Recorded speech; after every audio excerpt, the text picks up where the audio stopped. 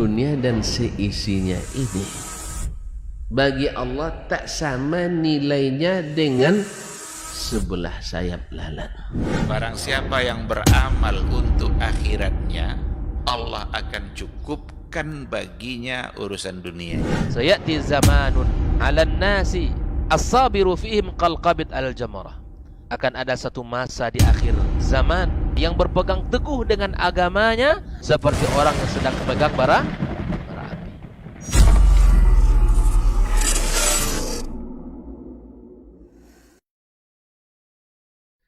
Majtama'a qaumun fi baitin min buyutillah yatluna kitaballah wa yatadarasunahu fima bainahum illa nazalat alaihimus sakinah wa ghasyiyatuhumur rahmah wa haffat bihimul malaikah wa dzakarahumullahu fiman indah. Tidaklah suatu kaum duduk di salah satu rumah Allah membaca ayat-ayat Allah dan sama-sama mempelajarinya kecuali turun kepada mereka as-sakinah, ketentraman dan kenyamanan, wa ghasyiyatuhumur rahmah, dan mereka diliputi pula oleh rahmat, kasih sayang dari Allah Subhanahu wa taala, wa haffat bihimul malaikah, dan mereka pun dikelilingi oleh para malaikat karena malaikat suka majlis-majlis zikir dan ilmu. Wa dzakarahumullahu fiman indah, dan Allah akan banggakan sebut-sebut mereka di kalangan malaikat. Assalamualaikum warahmatullahi wabarakatuh. Innal hamdalillah nahmaduhu wa nasta'inuhu wa nastaghfiruhu wa nastahdihi wa na'udzu billahi min shururi anfusina wa sayyiati a'malina. Man yahdihillahu fala mudilla lahu wa man yudlilhu fala hadiya lahu. Asyhadu an la ilaha illallah wahdahu la syarika lah wa asyhadu anna Muhammadan abduhu wa rasuluh sallallahu alaihi wa ala alihi wa ashabihi wa man sara ala nahjihi wa istana bi sunnatihi ila yaumiddin. Qala ta'ala ya ayyuhalladzina amanu ittaqullaha haqqa tuqatih wa la tamutunna illa wa antum muslimun. Subhanaka la ilma lana illa ma 'allamtana innaka antal alimul hakim. Amma ba'd, fa inna asdaqal hadithi kitabullah wa khairal hadi hadi Muhammadin sallallahu alaihi wasallam wa syarrul umuri muhdatsatuha wa kullu muhdatsatin bid'ah wa kullu bid'atin dhalalah wa kullu dhalalatin finnar. Ma'asyiral muslimin wal muslimat, al-musyahidin wal musyahidat, rahimani wa rahimakumullah. Alhamdulillah, kita bersyukur kepada Allah Azza wa Jalla. Pagi ini kembali kita diberikan kesehatan, kemudahan untuk bisa mendatangi rumah Allah Subhanahu wa taala, melaksanakan kewajiban kita sebagai seorang muslim, menunaikan ibadah salat subuh secara berjamaah. Mudah-mudahan ibadah kita, salat kita, doa kita, zikir kita diterima Allah Subhanahu wa taala, serta ilmu yang kita pelajari menjadi cahaya dalam kehidupan kita. Kemudian salat dan salam mari selalu kita ucapkan untuk Nabi kita sallallahu alaihi wasallam. Mudah-mudahan kita semua diberikan taufik untuk bisa melaksanakan sunnah-sunnahnya dan membuktikan cinta kita kepadanya. Ikhwafillah, kaum muslimin dan muslimat, kembali kita bersama kitab Al-Mulakhas fi Syarh Kitab Tauhid karya Syekh Shalih Al-Fauzan. Pada pagi ini masih dalam pembahasan bab peringatan keras terhadap orang yang menyembah Allah di kuburan orang saleh, apalagi mereka menyembah orang saleh tersebut. Sudah kita baca dua dalil dari kitab ini, dan ini merupakan dalil yang ketiga. Yaitu pada halaman 172. Halaman 172, dalil yang ketiga dari pembahasan bab ini. Wali Muslim, wali Muslim, riwayat dari Imam Muslim, an Jundub bin Abdullah, dari sahabat Nabi Jundub bin Abdullah, qala, dia berkata, sami'tu an-nabiyya sallallahu alaihi wasallam qabla an yamuta bi khamsin. Aku mendengarkan Nabi sallallahu alaihi wasallam ya sebelum dia meninggal 5 hari atau 5 malam atau 5 tahun, wa huwa yaqul, di mana Rasul sallallahu alaihi wasallam mengatakan, inni abra'u ilallahi ayyakuna li minkum khalil. Ya, aku berlepas diri kepada Allah ya, dari aku mengambil salah seorang dari kalian khalil, kekasih. Ya, fa innallaha qad ittakhadhani khalila. Sesungguhnya Allah telah menjadikan aku sebagai kekasih. Kama ittakhadha Ibrahim khalila, sebagaimana Allah Subhanahu wa taala telah menjadikan Ibrahim kekasihnya.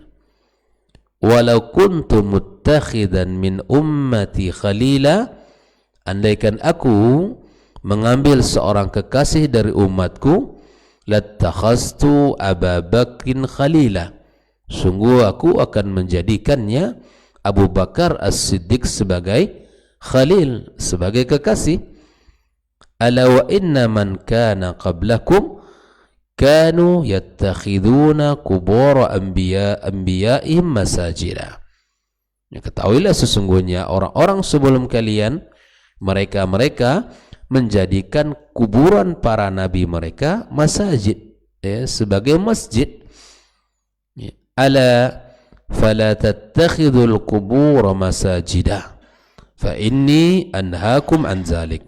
Maka jangan kalian jadikan kubur itu sebagai masjid, sungguhnya aku melarang akan hal tersebut. Nah, ikhwafillah, hadis ini riwayat Imam Muslim dalam kitab sahihnya. Mari kita lihat yang perawi daripada hadis ini, yang merawikan hadis ini adalah sahabat Jundub bin Abdullah. Shalih Al-Fauzan menjelaskan siapa dia. Wa Jundub bin Abdullah ibn Sufyan al-Bajali sahabiyun masyhur. Beliau sahabat Jundub bin Abdullah ibn Sufyan al-Bajali, sahabat yang terkenal. Mata ba'da 60 radhiyallahu ta'ala an, meninggal ya pada usia setelah 60 tahun ya. Yang kedua, siapa pula Abu Bakar yang disebut oleh Nabi kita sallallahu alaihi wasallam, andaikan dia menjadikan orang dari umatnya khalil, maka dia jadikan sebagai khalilnya adalah siapa? Abu Bakar. Abu Bakar Siddiq al-Ma'ruf ya, yang terkenal, sahabat Nabi yang mulia, Abdullah ibn Uthman ibn Amir ibn Amr ibn Ka'ab at-Taimi ya, khalifatu Rasulillah sallallahu alaihi wasallam, khalifah Nabi sallallahu alaihi wasallam, wa afdalus sahabati bil ijma', sahabat yang paling afdal ya, secara ijma' ba'da Rasulillah sallallahu alaihi wasallam, manusia yang paling baik adalah beliau, dan banyak mendapatkan keutamaan mendampingi Rasulullah dalam dakwahnya.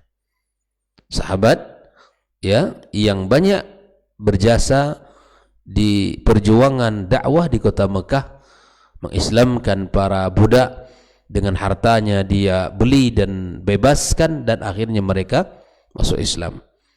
Orang yang paling pertama mempercayai Nabi sallallahu alaihi wasallam dari kalangan dewasa yang beriman kepadanya, dan bahkan dia mendapatkan kemuliaan bisa mendampingi Nabi sallallahu alaihi wasallam dalam perjalanan hijrah ke kota Madinah.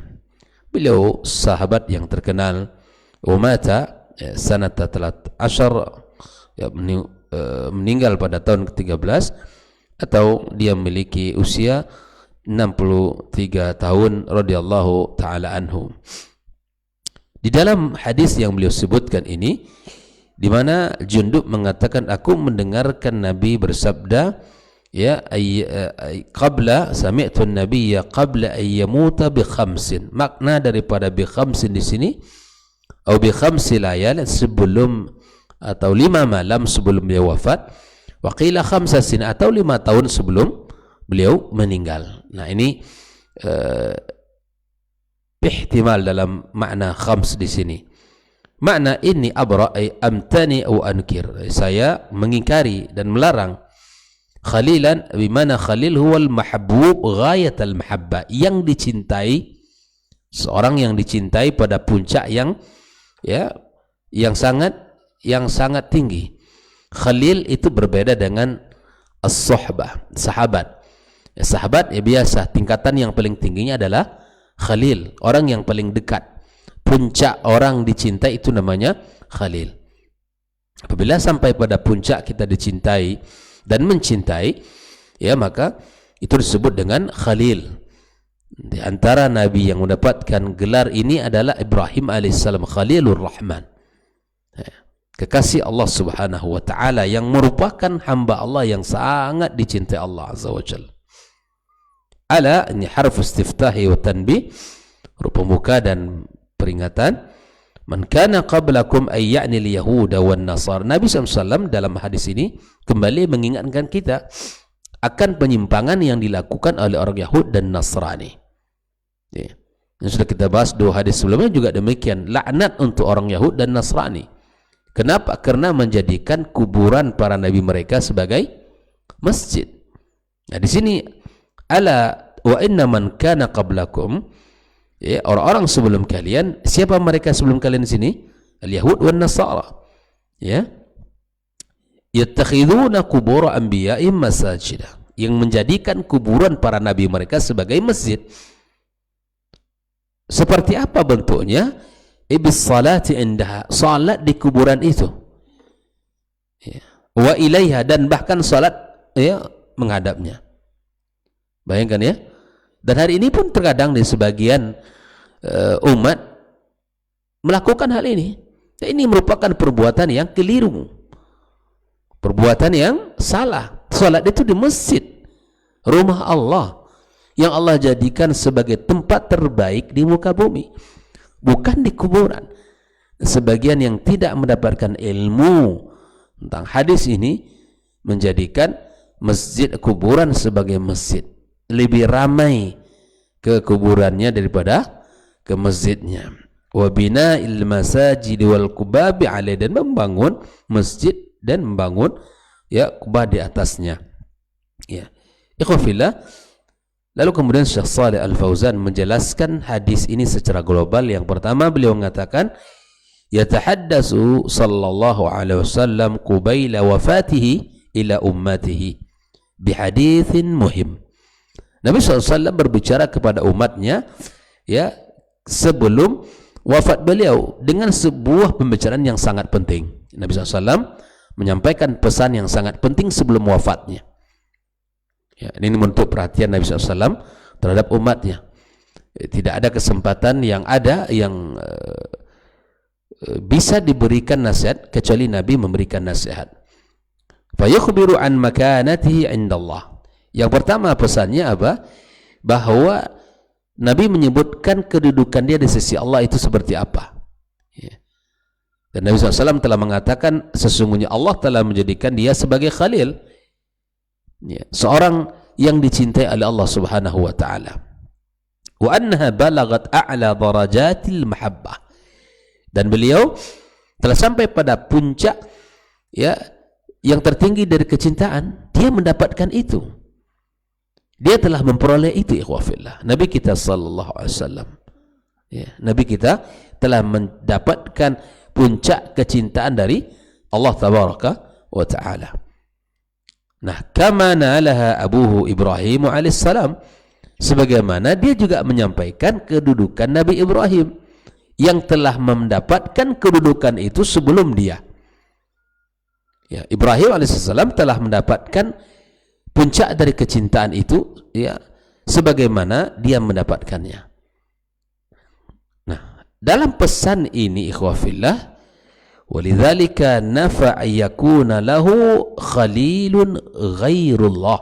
Di sini dia pesan, dia menafikan bahwa dia memiliki kekasih selain Allah Subhanahu wa taala. Kekasih kita siapa? Ya Allah Azza wa Jalla. Yang kita cinta itu siapa? Allah fauqa kulli syai, di atas segala sesuatu.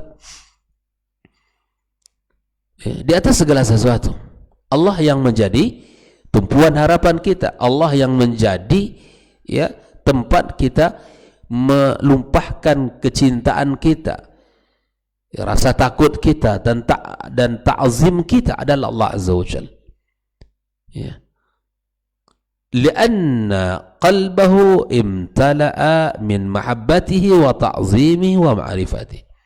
Bagaimana cara agar kita bisa dicintai oleh Allah Azza wa Jalla dan bisa mendapatkan puncak cintanya Allah, seperti mana Nabi kita SAW hatinya telah dipenuhi dengan cinta, dengan ta'zim dan ilmu tentangnya. Nah, ini caranya kita. Kalau kita ingin mendapatkan cinta Allah, maka isi relung hati kita dengan cinta kepadanya, dengan penuh pengagungan terhadap syariatnya, menjalankan perintah-perintahnya, yang Allah perintahkan laksanakan, yang Allah larang tinggalkan, dan kenali Allah dengan nama dan sifat-sifatnya yang mulia. Pelajari ilmu tentang Allah Azza wa Jalla, sehingga apa? Kita mendapatkan cinta itu. Dengan ilmu-ilmu yang kita pelajari, kita dijadikan dekat dengan Allah, dijadikan cinta kepadanya, dijadikan taat dan patuh kepadanya. Maka siapa yang mencari cinta Allah dengan jalan yang lain, maka sungguh dia tidak akan mendapatkannya. Maka itu, habiskan usia kita untuk menggapai ridha dan cintanya Allah Azza wa Jalla. Andaikan kita berusaha mendapatkan cinta selain Allah, sungguh tidak akan pernah kita dapatkan. Wa ghayatun nasi la tudrak. Cinta selain Allah tidak akan pernah kita dapatkan. Tapi ketika seseorang berada di atas jalan yang diridai oleh Allah dan istiqamah di atas jalan itu, dengan mengagungkannya, dengan memuliakannya, dengan takut kepada azab yang Allah sediakan bagi orang-orang yang melanggar syariatnya, dan terus berada di antara khauf dan raja, mengisi setiap hatinya dengan rasa takut dan cinta kepadanya, insya Allah dia akan mendapatkan cinta yang tinggi dari Allah Subhanahu wa Ta'ala. Ikhwafillah, fala yattasi' li ahad, maka tidak ada ruang bagi siapapun di hatinya, sallallahu alaihi wasallam. Ya, sallallahu alaihi wasallam. Naam. Walau kana lahu khalilun minal khalqi lakana Abu Bakr as-Siddiq.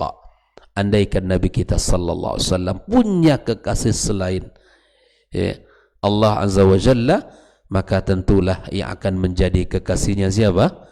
Abu Bakar As-Siddiq radhiyallahu ta'ala an wa ardah. Ikhwafillah. Wa huwa, di dalam hadis ini kata Syekh Shalih Fauzan, isyaratun ila fadli Abi Bakar. Dalam hadis ini sekaligus dijelaskan tentang apa? Keutamaan Abu Bakar. Wastikhlafi min ba'di, dan dialah yang akan melanjutkan perjuangan setelah wafatnya Nabi kita alaihi salatu wassalam, yang akan menggantikan posisi Nabi ya di dalam menjalankan amanah dakwah ini. Thumma akhbara an ghuluwil yahudi wan nasara fi quburi anbiya'ihim. Kemudian Nabi mengingatkan kita akan satu hal, dan ini adalah salah satu ya keterkaitan dari pembahasan ini dengan bab kita. Apa dia? Yaitu ghulunya orang-orang Yahud dan Nasrani terhadap kuburan para nabi-nabi mereka. Ya. Hatta sayyaruha muta'abbidatin syirkiyah, sampai mereka menjadikan tempat ya ibadah yang penuh dengan kesyirikan. Wa naha ummatahu ay yaf'alu mithla fi'lihim. Nabi SAW melarang umatnya melakukan apa yang dilakukan oleh orang Yahud dan Nasrani. Maka berhentilah sudah kepada siapapun yang masih ya salat di kuburan, yang masih beribadah di dekat kuburan orang saleh. Ini diingatkan oleh Nabi ya, peringatan keras, jangan di situ salatnya di masjid, tidak di kuburan ya, dan tidak boleh menyembah ya orang yang telah dikuburkan. Ya subhanallah, terkadang kita tertipu oleh syaitan yang selalu menggoda dan membuat ya apa yang dilakukan itu terasa indah. Dan disinilah letak dan rahasianya kenapa sulit para pelaku bid'ah itu untuk bisa bertaubat, karena dia merasa itu adalah perbuatan yang benar dan sangat dibolehkan dalam Islam. Maka ketika kita berpandu kepada ilmu yang dari Al-Quranul Karim dan Sunnah Nabi SAW, kita akan merasakan ikhwafillah betapa ibadah itu ada ya, cara dan tata caranya dan aturan-aturan yang berlaku, tidak sesuai dengan keinginan dan hawa nafsu kita saja. Maka di sini Nabi mengingatkan umatnya untuk ya menghindari apa yang dilakukan oleh orang Yahud dan Nasrani. Kemudian Syekh Shalih Fauzan mengatakan munasabatul hadits lil bab, ketersesuaian hadis ini dengan bab yang sedang kita baca. Ya, babnya apa? Peringatan keras terhadap siapa? Orang-orang yang beribadah kepada Allah di sisi orang soleh, di kuburan orang soleh. Fa kaifa idza abadu? Apalagi kalau menyembah orang soleh itu. Nah, bagaimana munasabah hadis ini dengan bab?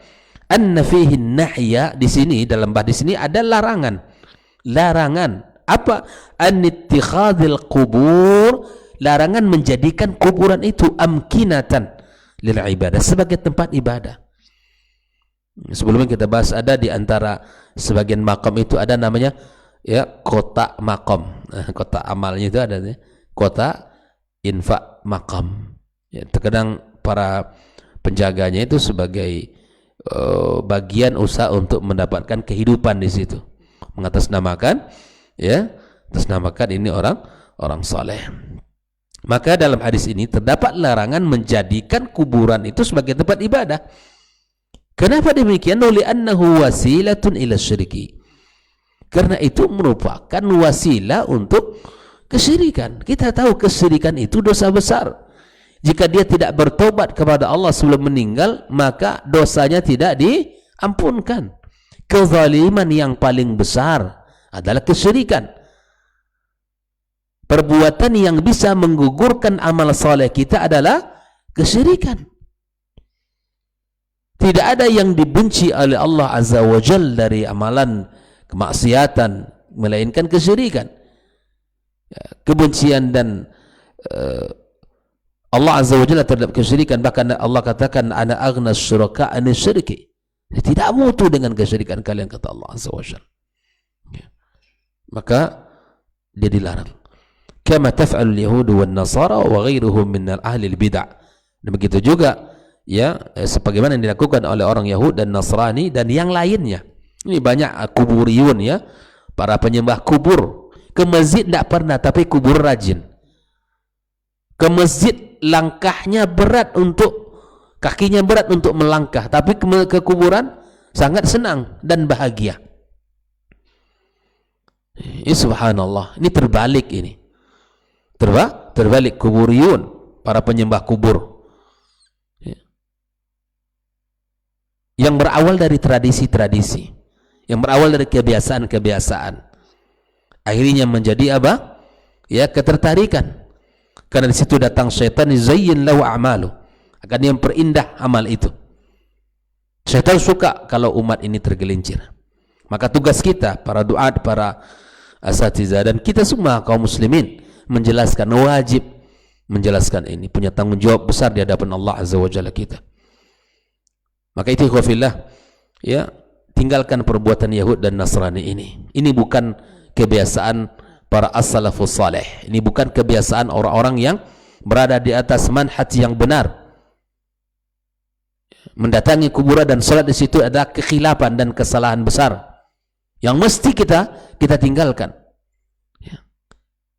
Niat baik saya tidak cukup. Kan tujuan mereka rata apa? Kami kan ibadah tempatnya bukan di situ. Nabi telah melarang anda beribadah di situ. Ya. Ini adalah kekeliruan yang mesti kita ingatkan umat ini.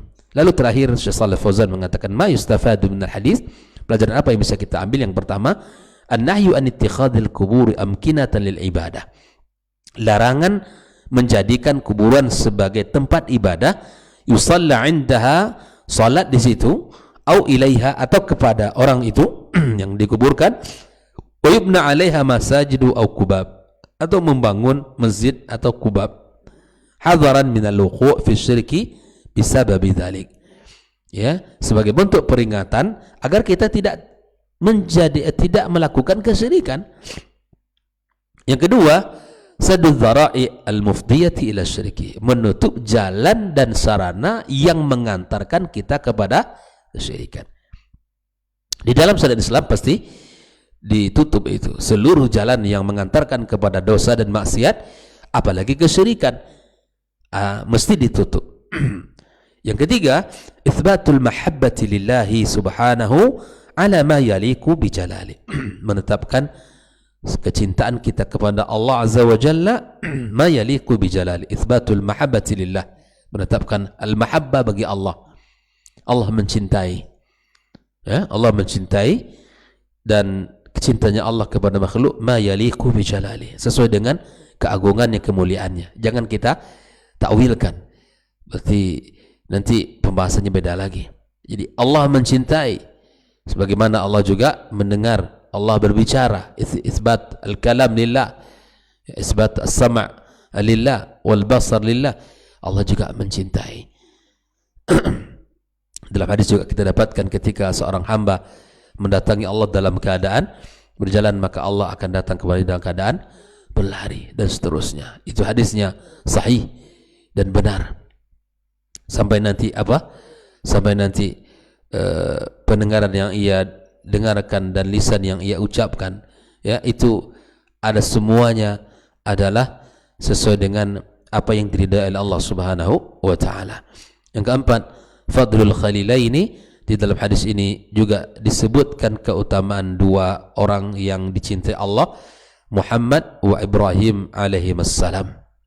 Yang kelima, fadlu Abi Bakr as-Siddiq radhiyallahu taala an, keutamaan dan kemuliaan Abu Bakar as-Siddiq, wa annahu afdal ummati 'ala al-itlaq, sungguh dia adalah umat yang paling afdal, yang paling mulia secara mutlak. Tidak ada yang paling mulia setelah Rasulullah di muka bumi ini melainkan Abu Bakar, kemudian Umar, kemudian seterusnya Ali dan Uthman dan Ali. Dari ijma' para ulama. Dan ijma' ini diselisih oleh orang Syiah. Ya, mereka mencela Umar dan mencela Abu Bakar radhiyallahu taala anhuma wa ardhah. Annahu dalilun ala khilafati Abi Bakr as-Siddiq, dan ini perkataan Nabi ini merupakan sebagai petunjuk atas khilafah Abi Bakar as-Siddiq, dan masih banyak lagi yang lain. Ketika Nabi SAW sakit, yang disuruh menggantikan imam siapa? Abu Bakar. Dan ini menunjukkan keutamaan yang secara dalil menunjukkan Abu Bakar adalah orang yang dimuliakan dan orang yang didahulukan selangkah dari yang lainnya. Dan Nabi SAW telah mengisyaratkan beberapa banyak peristiwa di dalam kehidupan sebelum meninggal dunia. Mudah-mudahan ikhwafillah kita termasuk orang-orang yang bisa menjaga diri dan agamanya dari segala perbuatan bid'ah dan penyimpangan, karena itu akan merusak agama ini. Karena agama yang dibawa oleh Rasulullah sudah sempurna dan lengkap, jangan ditambah. Penambahan dalam agama itu artinya khianat kepada Nabi kita sallallahu alaihi wasallam, dan mengurangi apa yang diperintahkan oleh Nabi itu sama adalah berkhianat kepada Nabi sallallahu alaihi wasallam. Maka lakukan sesuai perintah. Caranya kita belajar ilmu, belajar ya ayat-ayat Al-Quran, hadis Nabi sallallahu alaihi wasallam, dan dipahami dengan pemahaman para as-salafus saleh dari umat ini. Ya, itu cara kita beragama. Bukan mengikut tradisi, kebiasaan orang banyak melakukan itu, bukan. Karena agama dibangun di atas dalil. Ingat baik-baik, agama dibangun di atas dalil. Ketika dalil memandu, itulah panduan kita, pegangan kita. Jangan sampai kita beragama seperti orang-orang yang orang baru masuk Islam, nggak tahu harus bagaimana. Ya, tradisi bukan bagian daripada sumber yang kita jadikan yang ijma, yang mujma' alaih, enggak. Tapi tradisi ya yang menjadi bagian pegangan utama kita adalah Al-Quran dan Sunnah Nabi SAW, ijma' dan qiyas. Itu yang mujma' alaih. Ya. Dan ikhwafillah rahimani rahimakumullah, buka hati dan dadanya selapang-lapangnya untuk agama ini agar Allah Azza wa Jalla bukakan pula hidayah kepada kita. Jangan sempitkan dulu Pak Yogi, jangan benci dulu. Jangan benci dulu ketika diingatkan oleh orang. Mudah-mudahan kita terjaga lisan kita dan perkataan kita dari sikap-sikap yang tidak baik dan perkataan-perkataan yang merusak akidah kita. Semoga Allah jaga kita dan keturunan kita. Wassallallahu ala nabiyyina Muhammadin wa ala alihi wa sahbihi ajma'in. Wa subhanakallahumma bihamdik asyhadu an la ilaha illa anta astaghfiruka wa atubu ilaik. Wassalamu alaikum warahmatullahi wabarakatuh.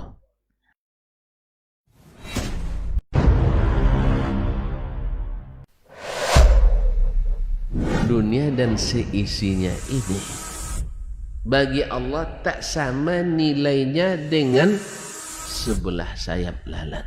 Barang siapa yang beramal untuk akhiratnya, Allah akan cukupkan baginya urusan dunia. Sayati zamanun 'alan nasi as-sabiru fihim qalqabit al-jamarah. Akan ada satu masa di akhir zaman yang berpegang teguh dengan agamanya seperti orang yang sedang memegang bara